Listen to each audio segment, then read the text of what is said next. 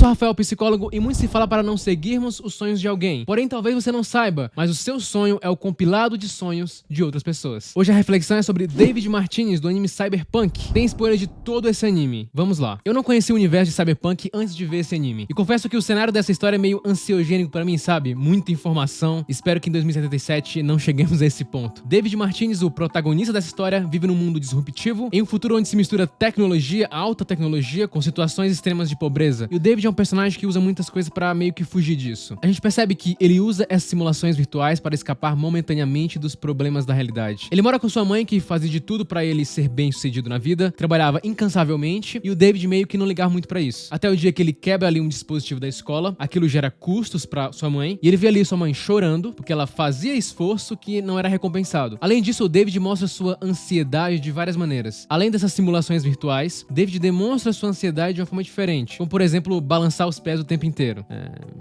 Me identifiquei nessa aí. Muitas pessoas usam o balançar das pernas como uma forma de expressar ansiedade. Expressar aquilo que não pode ser dito. No caso do David, talvez uma ansiedade por não querer lidar com a maturidade. A mãe do David sofre um acidente e fica em coma. E ele não pode visitar ela especificamente por causa que as despesas dele não cobrem isso. Sem sua mãe ali do lado, o David começa a ficar sem rumo, sem direção. Quando ele volta à escola, tem um garoto ali chamado Kaitsu que faz ali um meio que bullying com ele por causa ali da sua condição financeira. E o David começa a perceber uma impotência perante a vida. Só que as coisas acabam piorando. Quando ele volta ao hospital, ele recebe a notícia que sua mãe não tinha resistido. David se vê perdido, sem rumo, sem direção e cheio de dívidas, tendo que encarar a vida de adulto. Em busca de aliviar esse sofrimento, essa dor, ele decide implantar um dispositivo chamado Sandevista, um dispositivo extremamente perigoso e que poderia destruir ele fisicamente e prejudicar bastante seu cérebro. Porém, ele não vê outra escolha a não ser essa. Com essa nova ferramenta, ele começa a ficar mais forte, começa a ficar mais rápido, o que permite ele fazer alguns tipos de trabalho, tornando ele alguém perfeito para ser um mercenário.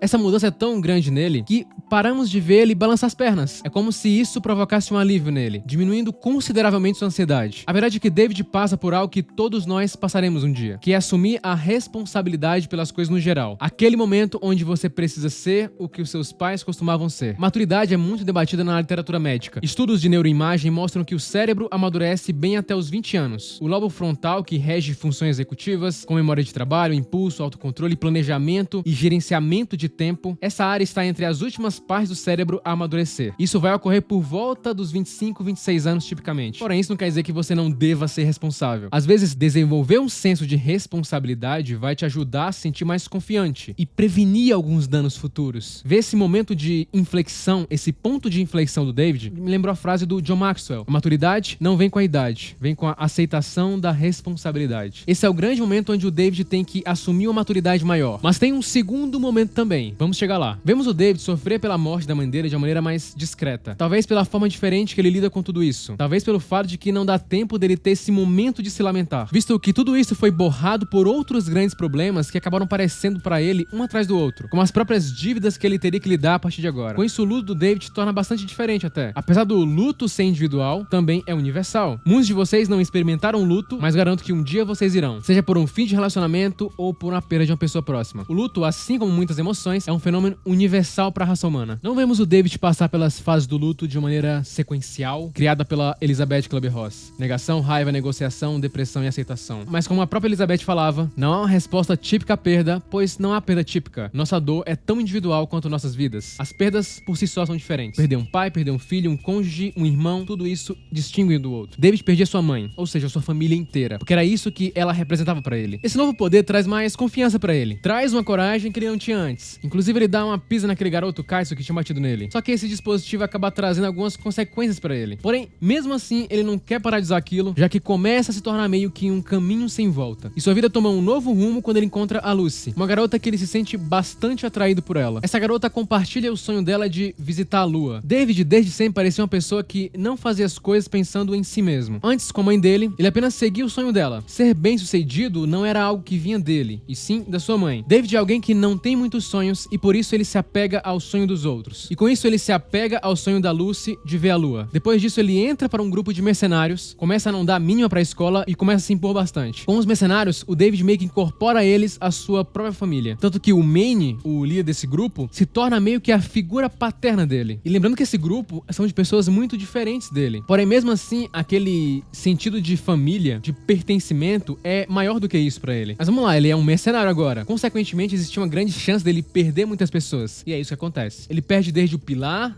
até o Manny. E todas essas mortes deixam ele meio que em choque, fazendo ele se sentir mal por cada uma delas. A gente percebe como nessas mortes ele meio que começa a sofrer pela mãe dele quando uma cena similar acontece. Ele acaba meio que associando. Esses eventos acabam trazendo memórias da mãe dele. É como se ele fosse sofrendo pela mãe dele durante o processo. E além disso tudo, ele vai tendo que conviver com a situação onde ele pode se corromper e ter a chamada cyberpsicose, por estar usando esse dispositivo. A cyberpsicose na história de Cyberpunk, pelo que eu entendi, é meio que um transtorno dissociativo de identidade causado por uma sobrecarga de aumentos cibernéticos. Então ela é caracterizada por explosões e comportamentos psicóticos, psicopatas, incluindo violência contra as outras pessoas que estão ali próximo do portador. Parece que qualquer pessoa com implante cibernético em Cyberpunk pode sofrer de cyberpsicose. Só que esse transtorno normalmente afeta aqueles mais isolados e menos em contato com afeto social, afeto das outras pessoas. Ou seja, ela é muito motivada por fatores ambientais. Ela seria então uma mistura de psicose e psicopatia. Levando para nossa realidade, a psicose, ela ocorre quando um indivíduo perde o contato com a realidade. Basicamente, a psicose não é um transtorno em si, ela é um sintoma de algo. Sintomas persistentes de psicose podem levar a um diagnóstico de um transtorno de esquizofrenia, assim também como é um sintoma de transtorno bipolar. Mas ela pode surgir de outras fontes, como privação de sono, álcool e drogas. É importante procurar ajuda profissional sempre que você perceber esses sintomas. Não existe uma compreensão exata de onde ela vem. No anime é mostrado que a cyberpsicose está relacionado a usar esse dispositivo que afeta o cérebro. Na nossa realidade, não existe uma compreensão exata de onde vem a psicose. A genética desempenha um papel, porque o risco de desenvolver esquizofrenia é maior para gêmeos e parentes imediatos com a condição. Mas o desenvolvimento da psicose abrange muito mais do que o fator genético. Ou seja, ela é também relacionada à combinação de fatores biológicos, psicológicos e sociais. Para aqueles que são mais vulneráveis a ela, a psicose pode surgir devido ao estresse, trauma ou outros eventos, como estava prestes a acontecer com o David. Por isso a cyberpsicose no anime parece uma mistura entre psicose e psicopatia, que não são a mesma coisa. A psicose é um termo genérico para descrever o estado mental de perder contato com a realidade. Pode incluir alucinações, delírios, fala desorganizada e movimentos anormais. Psicopatia é um transtorno de personalidade que consiste em falta de empatia, impulsividade, imprudência e sensibilidade. No vídeo do Johan tem explicando direitinho, tá? Ou seja, a cyberpsicose é um transtorno ali causado por intensos sofrimentos dos personagens. E o David vai lutando durante todo o anime contra isso, já que ele tem ali os efeitos colaterais do dispositivo e ele vai tendo que cometer crimes e a cada dia que passa, ele vai ficando mais fácil de cometer outros crimes. Percebemos que ele não é mais o mesmo no momento que ele aponta a arma e atira pela primeira vez em uma pessoa. E o que vai segurando a ele a não desenvolver a cyberpsicose por completo é justamente o apoio das pessoas que estão ali, do lado dele. Isso pode influenciar até certo ponto uma pessoa não se corromper totalmente. O David vai tentando manter sua empatia, mas ele vai perdendo o controle sobre ela. Um momento marcante é quando ele precisa matar uma pessoa que não é ligada a nenhum crime. E esse é um dos maiores dilemas dele durante o anime. Porque apesar dele ser um mercenário, David foi colocado nesse mundo de forma abrupta. Ele acaba atirando nessa pessoa, mas isso fica na cabeça dele. Ele sente isso quando acontece uma cena similar a esse evento. E se lembra desse incidente, mostrando uma culpa ali. Tudo isso está impactando ele de uma forma bem pesada. E a culpa e a empatia basicamente deixam longe do transtorno de personalidade antissocial, a psicopatia. Quando somos crianças, as pessoas dizem para não machucar os outros. Cada vez que você machuca alguém, a angústia dessa pessoa se torna sua dor. E você começa a associar sua dor vicária a prejudicar os outros. A violência então começa a ser intrinsecamente ruim. Se você não tivesse empatia, isso não aconteceria. Machucar os outros deixaria você dormente e seria tão trivial quanto comer com a boca cheia. Com isso, a única razão para não cometer um crime, por exemplo, seria o medo de punição, não culpa ou compaixão. Ou seja, se o David fosse um psicopata, ele não sentiria remorso por tirar uma vida de uma pessoa. Todos nós ativamos regiões cerebrais envolvidas em nossas próprias ações. Quando vemos as ações dos outros, até mesmo os macacos fazem isso, como mostrado em alguns estudos sobre o neurônio espelho, ativamos nosso córtex somatosensorial, uma região envolvida no toque, no sentir. E essa região é ativada mesmo quando vemos uma pessoa tocar a própria pele. E ativamos nossa ínsula e nosso córtex cingulado, regiões envolvidas em nossas próprias emoções quando vemos as emoções dos outros. Então, se testemunhamos uma vítima de violência sofrendo dor, nosso cérebro ativa regiões específicas e com isso compartilhamos seu sofrimento. Alguém com psicopatia teria menos atividade nessas regiões, o que faria com que eles não sentissem essa dor de ver a outra pessoa sofrendo. E aí é que entra o contexto difícil do David. Sofrer traumas na infância também são preditores a prejudicar o desenvolvimento de empatia de alguém. Crianças criadas em lares instáveis são mais propensos a ter altos scores da tríade escura da personalidade: psicopatia, narcisismo e maquiavelismo. Em seu livro Maquiavelismo, a psicologia da manipulação, Tamás Beresky escreve: embora fatores genéticos possam ter um certo papel no desenvolvimento do estilo de vida e do pensamento maquiavélico, o maquiavélico é principalmente resultado de efeitos ambientais. Então sim, David poderia se tornar alguém com atitudes de personalidade antissocial, muito por fatores ambientais também. Um neurocientista chamado James Fallon descobriu que ele próprio é um psicopata. Ele fala como sua educação, a proximidade com seus pais, restringia seus impulsos malévolos. James mostra um pouco como o ambiente pode afetar bastante suas escolhas em relação ao que você é de fato. O segundo grande momento de maturidade do David é quando ele perde o Manny. Manny era muito importante pra ele. Foi a pessoa responsável por ter ensinado muitas coisas a ele e que tinha ajudado ele chegar aonde chegou. Antes de encontrar o Manny, o David estava sem norte. Aquele grupo de mercenários cria esse norte pra ele. E nesse momento que ele perde essa figura paterna, ele precisa assumir ainda mais responsabilidades. E em pouco tempo vemos um personagem tanto fisicamente quanto mentalmente diferente de antes, mostrando o impacto que as consequências da vida podem atingir uma pessoa. Porém, David percebe que agora ele não pode voltar mais atrás. O final de Cyberpunk mostra o resultado das escolhas que você faz durante sua vida. Para David, a única coisa que importava para ele no final era que Lucy atingisse seu objetivo. Ele não conseguiu salvar sua mãe ou Manny, mas acabou conseguindo salvar ela. No final, não sei se David acabou morrendo ou não. Eu acho que não. Mas o que ele escolheu teve consequências. Nossas escolhas definem quem nós somos. Algumas decisões não têm mais volta. E talvez maturidade seja aceitar as consequências. Curta, se inscreva e compartilhe.